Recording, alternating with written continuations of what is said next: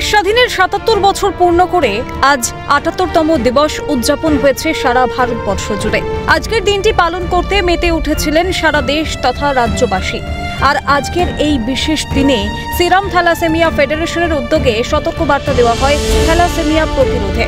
বৃহস্পতিবার ৭৮টি গাড়ি নিয়ে বারাসাত, শ্যামবাজার এবং সোদপুর হয়ে একাধিক জায়গায় ঘুরে ঘুরে মানুষের কাছে থ্যালাসেমিয়া প্রতিরোধ বিষয়ে বিভিন্ন বার্তা পৌঁছে দেন সিরাম ফেডারেশনের কর্ণধার সঞ্জীব আচার্য।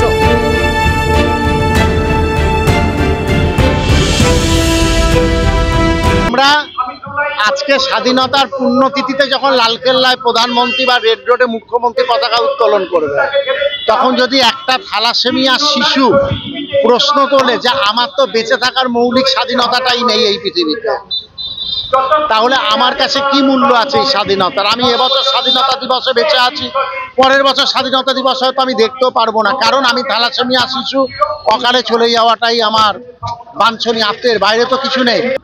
রাস্তার মধ্যে মধ্যেই এই বার্তাটা ছড়িয়ে দিচ্ছি যে বাহকের সঙ্গে বাহকের বিবাহ না দেওয়া, তার জন্য জন্মানোর 1 বছর পর থেকে বিবাহের আগে একবার বাহক রক্ত পরীক্ষাটা করানো। এটাই স্বাধীনতার ৭৮তম দিবসে ৭৮টা গাড়ি নিয়ে আমরা ফেরিওয়ালা।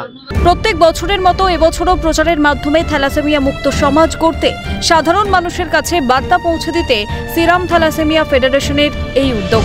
তাদের এই কর্মসূচিকে সাধুবাদ জানিয়েছেন সাধারণ মানুষ। শান্তনু আচার্যের রিপোর্ট, ক্যালকাটা নিউজ।